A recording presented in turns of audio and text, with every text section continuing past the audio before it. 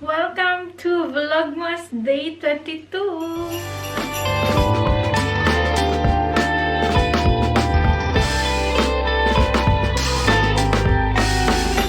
Good morning, good afternoon, good evening. Today is a Saturday. First time kong mag-start ng vlog sa gabi. Kanina kasi hindi na ako nakapag-vlog dahil nagising ako ng 10 a.m.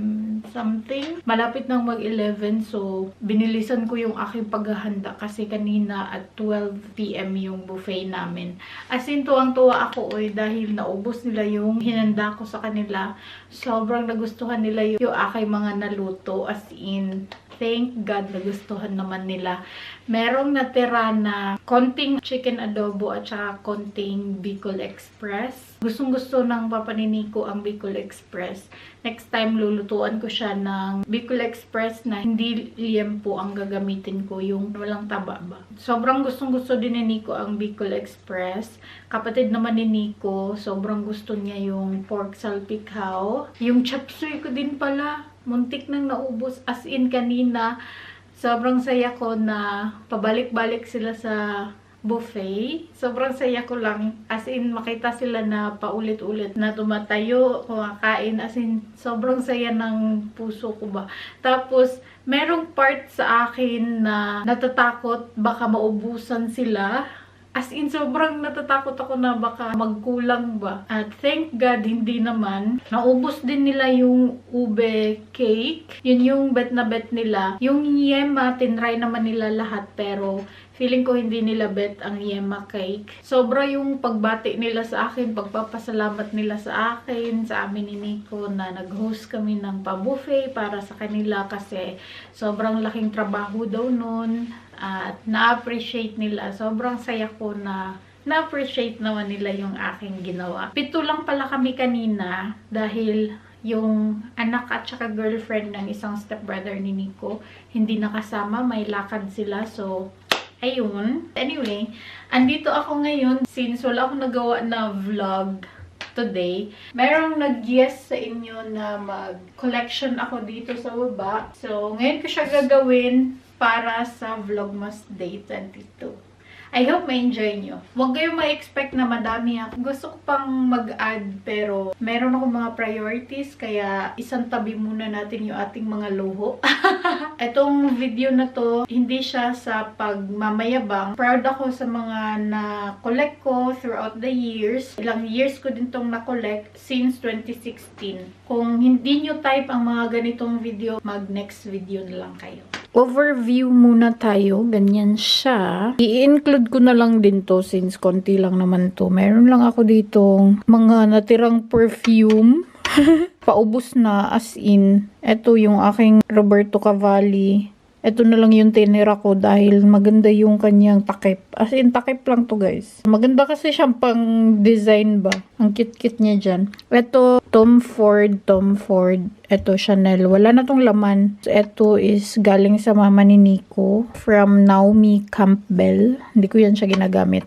At etong mga perfumes na to, nakolek ko to nung pandemic dahil nanonood ako ng mga perfume collection, mga achuchu ganyan. Ito naman is bigay sa akin ng lola ni Nico. Yung pumayapa niyang lola. Ito naman, ginagamit ko for everyday. Ito yung gift sa akin ng biyanan ni Ellen from S. Oliver. Ito, sobrang bango din ito. Prada na sample. Itong Dior naman, hindi ko pa nagamit. Ito naman is Chanel namin ni lipstick. Ito yung freebie nung nag-order ako sa Chanel Beauty. Ganito lang naman siya. Tan-tan-tan-tan. Ganyan siya sa first. Ito naman ang second. Ito ang third. Ito naman ang fourth. Papalitan ko to ng mga organizer. Meron lang ako ditong Gucci belt. Regalo to sa akin ni Nico. I think Christmas gift niya to sa akin or birthday gift. Nakalimutan ko na. Basta kasama namin sila Ate Mile nung bumili kami neto sa Frankfurt. Meron akong appointment nung time na yun. Tapos timing na timing, pumunta sila ng Frankfurt. So, sumabay ako sa kanila. Ito naman is Ralph Lauren na belt. Sa Holland ko to binili sa outlet. Ito sa Pinas to. Ito naman is another belt na hindi ko naman gaanong ginagamit. Doon sa likuran, belt lang din yan siya. Ano pang nandyan? Wala na. Andito yung aking aviator. Aviator ba tawag sa Ray-Ban na to? Matagal na to sa akin, uy. Yung aking mga pang damit. Pang ipit sa damit. Ayan. Merong butterfly. Ganito. Hindi ako bumibili ng mga ganito. Bigay lang to. Bigay to ng mama ni Nico. Ito din. Sa mga pandamit yan siya pag meron kang gustong i-clip sa damit. Yung iba nito sa mama ni Martin. Ito naman para sa necktie. Sa necktie din to. Yun lang naman ang laman dyan. Papalitan ko to ng organizer. Yung pa-square lang talaga para sa belt. Yung pang belt na organizer. Ito naman, tsaran! Ito na yung mga watch collection. Dito naman is, ito yung mga ribbons ng aking Chanel na wallets. SD card ng lolo ni Nico. Nandito yung mga music niya. Mga cases ng jewelry. Dito ko na lang yan siya nilagay. Ito naman pouch ng jewelry from Pearl Lust & Co. Nandito yung mga extra ng aking relo, mga pamunas ng salamin. Ito naman is ribbon ng checkout counter. Kinip ko siya for remembrance. Dito tayo sa mga watch. Ito pala is nilinis to ni Nico. Nag-fade siya. Ito yung bigay niya sa akin nung nag-propose siya sa akin. Earrings. Okay. Dito tayo magsimula. Sa pinakamaliit. Ito siya from Boscia. Hindi ko alam kung paano siya i-pronounce. Relo to ng lola ni Nico. Pagpasensyan nyo na yung dry na kamay ko kasi sobrang dry ng kamay ko ngayon. Titanium to siya. Relo to ng lola ni Nico, yung pumayapa. As in, sobrang gaan ng relo na to. Pero hindi siya gumagana dahil sira yung battery. Ito yung ginamit ko nung nasa Pinas ako. Ang cute-cute lang. Akalain nyo, ito yung relo ng lola ni Nico. Sa kanya ko to namana. Next is ito. Relo to ng lolo ni Nico. Annex na watch. Tingnan nyo. Wala lang siyang battery. You know, yung brand niya, Annex. Sobrang tagal na tong mga relo ng lolo ni Nico. Suot-suot niya to nung kasal namin ni Nico sa Pinas. Ito yung dala-dala niya. Ito naman is regalo sa akin ng isang subscriber na naging friend ko na din. Hello, Sis Jo from Bulacan. Pinadala niya talaga to sa akin nung umuwi ako sa Pinas na saktong birthday ko. Pinadala niya to sa akin. At until now, gumagana pa din siya. Sinusuot ko din to siya. Sobrang thank you, Sis Jo. Yung iba kong relo, binigay ko na sa mama ko. Ito namang relo na to from Citizen. Ito naman yung birthday gift ko sa sarili ko. Hindi ko lang alam kung anong year ako nun. Pero na-vlog ko to. Every time na nakikita ko siya, lagi din akong nai-inlove sa watch na to. Ewan ko ba, uy, meron talaga siyang something na nagpapa-heart-heart ng aking mata. Ito, nabili ko to sa Cebu Airport. Ewan ko ba, uy, kung bakit ako namimili sa airport. Hindi ko galing mamili sa airport dahil feeling ko mas extra ang mahal sa airport. Hindi ko lang alam sa duty free. Pero lagi din akong tumitingin sa mga duty frees ng watches. At kino-compare ko kung saan yung mas mura. Ito, nabili ko siya dahil sobrang fan ako sa watch na itim ang, ano bang tawag nito? Body? Body ba tawag dito? Basta itim. Sobrang na-attract ako pag ganyan na relo. From Uncline pala to siya. Nakaganyan siya. Hindi lang siya nagana dahil wala na siyang battery. Kailangan ko tong papalitan ng battery. Uy, feeling ko masisira to pag walang battery. Sobrang tagal na nito na hindi ko napalitan ng battery. I think 3 years na. Wala, sana gumagana pa to. Tingnan nyo naman, oh. Sobrang ganda niya, diba? Ang ganda. Next naman is eto. Nabili ko lang to this year sa Usamis. Mahilig ako sa relo na two-tone. Yung silver lang na merong touch of gold na kulay. As in, tingnan nyo yung aking pinayat. Oh. Saktong-sakto to sa akin nung nasa Pinas ako. Pero tingnan nyo. Oh, sobrang laki. Wala pa akong square na relo. Tapos nung nakita ko to sa Usamis, parang nag-heart-heart yung mata ko ba. So, ayan, binili ko. Next naman is eto. Sa Pinas ko din to nabili. Same month, pero magkaibang araw nung una kong pinakita yung square. Nagpunta kami sa Gaisano, sa Kapatagan. Tapos, nakita ko sobrang ganda niya. Wala akong balak na bumili dahil kakabili ko lang neto. Nag-iisa lang siya doon tapos bagay na bagay siya sa kamay ko. Hindi ako mahilig sa malaking relo. Pero sabi ko sa sarili ko, wala pa akong ganitong size na relo. So, ayun, kinuha ko. Tingnan nyo naman. Ayan, oh. Maluwag na din siya. Kailangan ko na naman itong ipa-adjust. Nakikita ko kasi si Catherine at saka si Kim Chu na malalaki yung watch nila.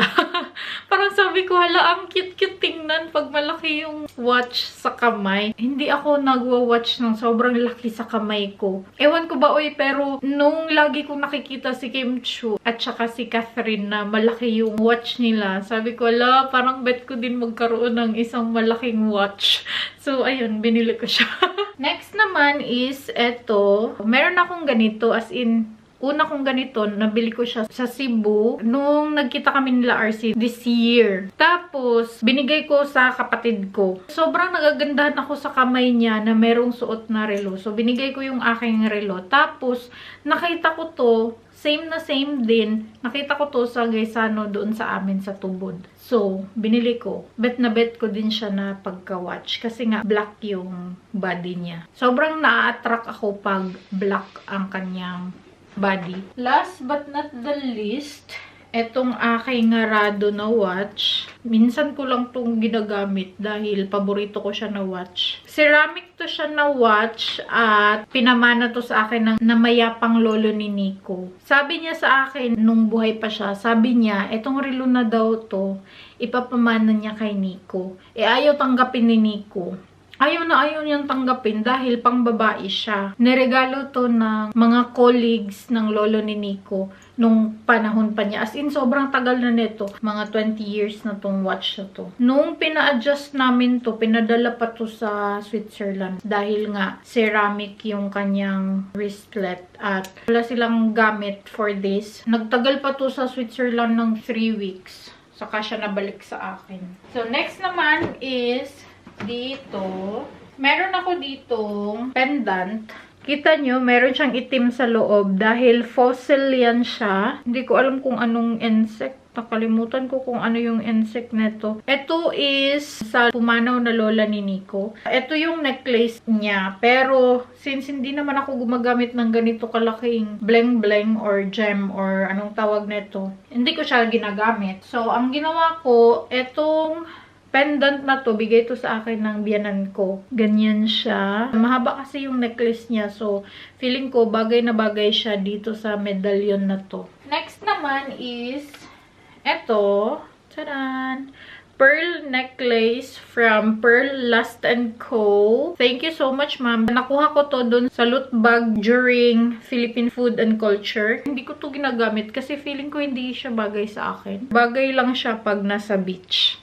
Ayan. Next is eto. Isa siyang silver na butterfly. Ito naman is anniversary gift to ni Nico sa akin. Pero hindi ko alam kung anong anniversary yun. Nakalimutan ko na. Every time na nakakakita siya ng butterfly, naaalala niya ako dahil sobrang gustong-gusto ko ang butterfly. Next is, eto naman, still a pearl necklace. Galing din to kay Pearl Lust & Co. Tapos, eto naman, eto yung first ever na bigay niya sa akin na pearl. Meron to siyang kasamang earrings. Ayan siya. Sobrang ganda nito, as in. Lagi ko din tong ginagamit. Dito naman tayo sa pinaka-last. Meron ako ditong earrings. Etong earrings na to, I think, birthday gift sa akin ni Nico. Ang cute niya lang. Ang cute. Eto naman, hindi ko to ginagamit. As in, hindi to pinapasuot sa akin ni Nico dahil hindi daw bagay sa akin. This is galing sa lola ni Nico. Yung pumayapang lola ni Nico. Earrings na merong pearl. This one naman, meron to siyang kasamang necklace. Earloom din. Ito yung suot ko nung wedding ko dito at saka sa Pinas. Binigay to sa akin ng lola ni Nico. Kung hindi ako nagkakamali, 50th wedding anniversary gift ng lolo ni Nico sa kanya.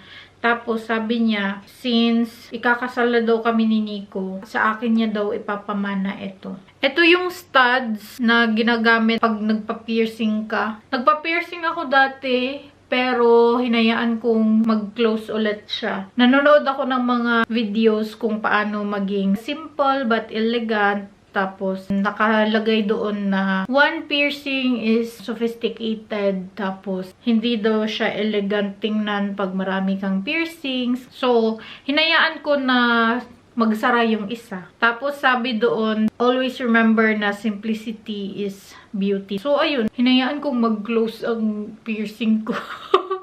Pero parang bet ko ulit magkaroon ng piercing. Ito naman yung kasamang earrings doon sa necklace ng pearl last on ko. Sobrang ganda nito. Tapos pag sinuot mo to, ay nako. Sobrang elegant mo tingnan. Parang feeling ko pag sinusuot ko siya, nag-iiba yung aura ko. For sure, nakikita nyo na to sa mga vlogs ko. Then, eto namang studs na to, or gold earrings. I think last 2 years, bigay ito sa akin ng aking mama. Kasi bet ko yung mga maliliit lang na earrings. Pag tumatanda ka talaga, nag-iiba yung bet mo. Kasi ngayon parang gusto ko yung hindi sobrang laki, pero gusto ko yung tama lang sa size ng aking tenga. Next naman is eto. Sobrang liit lang talaga niya. Sobrang dainty niya na palinya lang siya or pahaba. Tapos, meron siyang diamonds. Bigay din to sa akin ng mama ko. Pero, ang isa nito, nawala ng biyanan ko sa hospital nung first operation ko. Nung nagka-ectopic ako. Dito naman tayo sa rings. Meron lang ako ditong wedding ring. Etong silver na meron siyang fake na pearl. Nabili ko lang to sa TK Maxx. Parang bet ko kasi na pearl dito. Eto namang ring na to, bigay din to sa akin ng mama ko na deform na siya. Gusto ko tong ipa-adjust para medyo maliit siya sa akin. Eto naman na ring, in-order ko to sa Japan shop na online seller. Nakalimutan ko na kung anong pangalan niya. Sobrang tagal na. Pandemic pa yun, 2020. Na-discourage na ako ng mga rings na sobrang mahal. Tapos, pag pina-appraise mo, sobrang baba ng value. Tulad nito. Nag-trend kasi to. Sobrang mahal niya. Nabili ko to ng 25. Nung pina-appraise ko, nasa 10k lang. Na-discourage ako nung time na yun. Kaya, hindi na ako namimili ng mga trend na jewelries. Hindi kasi per gram ang benta nito. Instead na magkakaroon ka ng profit, parang nalugi ka pa dahil ang mahal ng bili mo tapos sobrang baba ng bili or appraise. Yung binilhan ko nito, hindi na ako bumili ulit sa kanya. Nanonood pa naman ako ng online selling niya nung time na yun lagi. Pero since na-appraise ko to sa Pinas, nawalan ako ng gana ba. Sobrang na-discourage ako. Ito naman ang pinaka-latest ko na ring. Diamond ring siya. Nabili ko to sa Oro, China. At ito yung 10th year anniversary gift ni Nico sa akin. Sobrang ganda. Medyo malaki to sa akin. Size 6 to siya. Tapos, gusto ko sana siyang ipa-resize. Pero, sabi nung taga-resize ng Oro, China, pag ni-resize ko daw, masisira yung placement ng diamonds niya. Didistansya siya. Nirecommend niya na wag na lang. So, dito ko siya nilalagay sa ring finger ko. Sobrang laki niya dahil size 4 tong kamay ko. Nilalagay ko na lang yung wedding ring ko para hindi siya mahulog. Kasi, ang pangit naman tingnan kung dito ko siya nilagay, oh. Tingnan nyo. Lalo-lalo naman dito. Next naman is ang pinakauna kong necklace. Since high school, lagi na ako nangongolekta ng jewelries. Pero, hindi ko afford yung totoo. Kaya, dun tayo sa Avon. Suki ako ng Avon. Ito yung pinakauna kong necklace. Itong pendant lang hawag na muna itong necklace. Cross lang siya. Kasi sabi ko sa sarili ko, pag naka-afford na ako, bibili talaga ako ng cross na necklace. Ang necklace talaga neto is, eto siya, Tauco chain. Medyo makapal siya. Pero pinalit ko siya. Dito ko siya nilagay sa manipis na chain. Ito din sa online ko to nabili at nagsisisi din ako kung bakit ko to binili. Kasi malaki siyang tingnan sa pictures. Makapal siyang tingnan sa picture. Pero pala, sobrang, as in super liit niya. Super nipis niya. Pero kahit na manipis siya, hindi naman siya yung mabilis masira. Ito yung ginagamit ko na necklace sa Pinas. Ang ginawa ko, since manipis siya, nilipat ko yung cross dito. Tapos, etong ruby na necklace with pearl. Ayan siya. Sa lola din to ni Nico, yung pumanaw na lola ni Nico. In-order ko tong locket, heart na locket, sa online. Cebu seller yun siya, pero nakalimutan ko lang kung ano yung shop niya. Sobrang discouraged din ako dito dahil mahal din yung bili ko. Tapos, nung pina-appraise ko, ang baba niya pala. Nag-order ako ng locket na necklace. Tapos, nilagyan ng pictures namin nung kasal namin dito sa Germany. Tapos, kasal namin sa Pilipinas. Nandito yung lolo't lola ko. Tapos, lolo't lola naman ni Nico. Pinalit ko siya dito na chain kasi mas makapal to na chain. Next naman, eto, sa online, sobrang laki niyang tingnan. Pero, sobrang dainty niya pala. Diamond din to siya, pero manipis siya. Eto yung pinakauna kong order sa online. As in, parang nag-take talaga ako ng risk ba? Kasi, nakita ko tong necklace na to kay Kim Chu. Idol na idol ko si Kim Chu, si Ann Curtis. Silang dalawa, merong ganito. So, sabi ko, ala, hanapin ko yung necklace na yan. Pero ito siya, hindi to siya VCA na original. Pero totoong gold siya. Medium ata yung size nito. Ito siya, nag-trend din to na necklace. Kaya, ayun, medyo mahal din siya. Kaya sabi ko sa sarili ko, hindi na talaga ako bibili online, uy. Hindi ako susunod sa mga trend-trend. Extra ang price nito dahil ito yung parang, anong tawag nito? Basta meron silang term na close na siya sa original na VCA. Tapos, Hong Kong setting siya. Pag-iipunan ko talaga yung gusto ko. Habang nag-e-edit ako sa vlog ko kahapon, eto nakalimutan ko pala to siyang ipakita. Ito yung heirloom ng lola ni Nico sa akin. Halaka at saka ito nakalimutan ko ding ipakita. Ito naman bigay sa akin ng Filipino Taste during Philippine Food and Culture Fest sa Munich. Balik tayo dito. Ito siya is bigay sa akin nung araw ng kasal ko sa pamayapang lola ni Nico.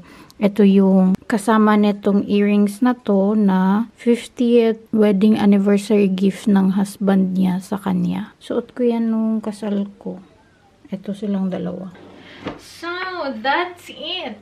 Yun lang naman ang aking collection. Hindi naman siya madami. Maraming salamat sa nag-comment. Maraming salamat at nagka-interest kayo na mapanood ang aking little collection. Hopefully, madadagdagan pa siya in the future. We'll see pag wala na akong mga priorities. Priority muna ang ating babadgetan ngayon. So, anyway, end ko na tong vlog. Thank you so much guys for watching. I hope you enjoyed this video. Please like and share if you did. Leave a comment below. Follow me in my social media accounts. And please don't forget to subscribe to my channel and click the notification bell para ma-notify kayo every time na mag-upload ako ng bagong video. And I will see you guys on Vlogmas Day 23. Tschüss! Gute Nacht! Ampi!